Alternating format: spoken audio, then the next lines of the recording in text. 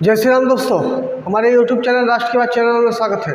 आज हम बात करेंगे बिहार के चुनाव के बारे में, बिहार के अभी के वर्तमान परिस्थिति के बारे में, क्योंकि बिहार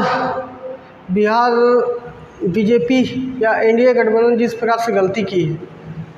पहले बिहार की रणनीति ये थी कि एनडीए अपना अलग चुनाव लड़ती और रामविलास पासवान की पार्टी एलजेपी, जिसके अध्यक्ष चिराग पासवान है, वो अलग चुनाव लड़ते। लेकिन कहीं कमोबेश उनके नीतीश कुमार जी के नेतृत्व को धक्का पड़ता। उसके लिए बाद में अमित शाह मोदी जी ने मिला के रणनीति बदला और पूरा एनडीए गठबंधन एक साथ मिलकर चुनाव लड़ रहा है। इससे एनडीए को ये नुकसान है कि नीतीश कुमार जी की छवि को लेकर बड़ा नेगेटिव हो जा रहे हैं। समाज में अब 20 साल सत्ता में रहना एक उनके चेहरे को लेकर भी परेशानी है, और दूसरे स्वास्थ्य की परेशानी, उनको स्वास्थ्य की समस्या आ रही है और आक्रामक नहीं रहते।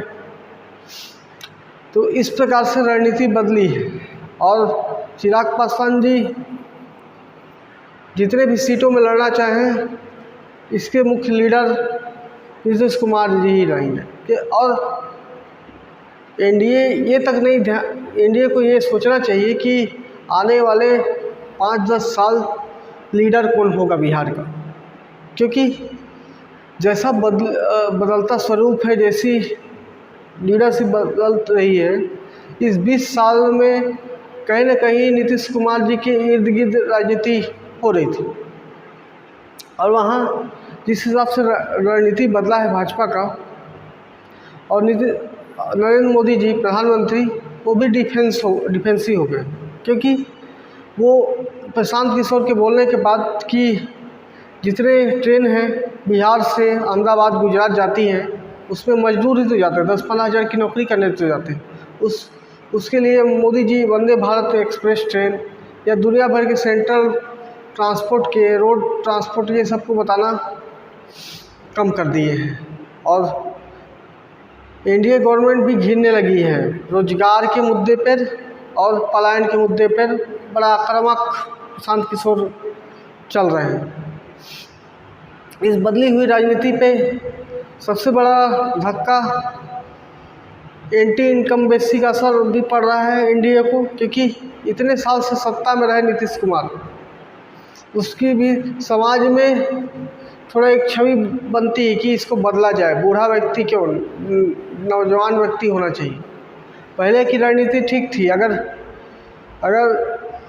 एलजेपी अलग चुनाव लड़ती तो हो सकता था 50-60 सीट ले आती और तीनों मिलके एनडीए की जितने सीट आते उससे सरकार बना लेते।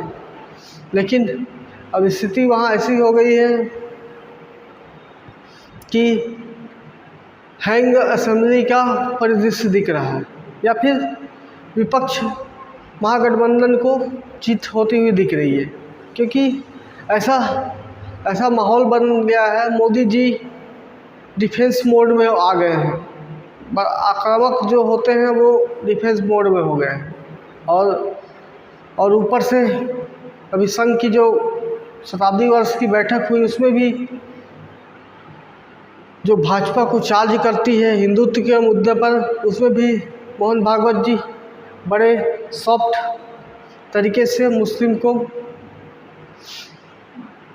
समझाए, और सॉफ्ट तरीके से मतलब मुस्लिम के लिए सॉफ्ट रवैया अपनाए, जिससे ये सब कहीं ना कहीं बिहार के चुनाव को देखकर सब बयानबाजी चल रहा है। और कहीं ना कहीं ये नुकसान एनडीए सरकार को ही होना है, क्योंकि ऐसी परिस्थिति में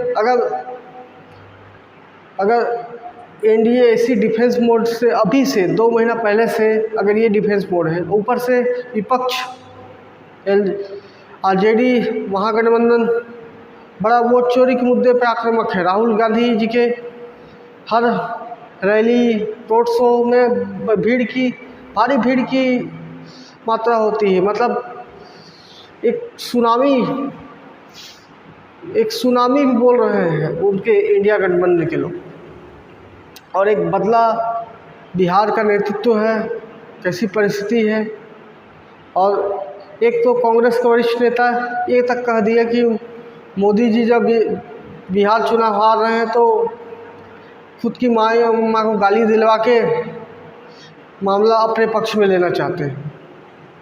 तो ये बात सत्य है कि असत्य है वो अलग बात है, लेकिन कहीं ना कहीं कुछ तो बात होगा। और स्थिति परिस्थिति बिहार की मतलब एनडीए के लिए चिंताजनक होती जा रही है, क्योंकि जिस हिसाब से डिफेंस मोड में रोजगार और पलायन के मुद्दे में प्रशांत किशोर घेर रहे हैं, उससे उबर पाना इनको बड़ी मुश्किल है। और कोई भी नया नेतृत्व आता है, कोई भी नया चेहरा आता है, सबसे ज़्यादा आक्रामक सरकार के लिए होता है। विपक्ष को क्या है, विपक्ष को उम्मीद नहीं करता आएगा कि नहीं आएगा, लेकिन सरकार को हटाने का पहला प्रयास होता है। तो दोस्तों, एक एनडीए के पक्ष में, एक विरोध में ऐसा बिहार में वातावरण बन रहा है। एक मेरा जानकारी इस प्रकार का मेरे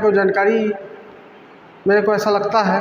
आई होप आप लोग को वीडियो पसंद आया हो। पसंद आए तो वीडियो को लाइक करें, चैनल पर नए तो सब्सक्राइब करें, दोस्तों को शेयर भी करें। धन्यवाद दोस्तों।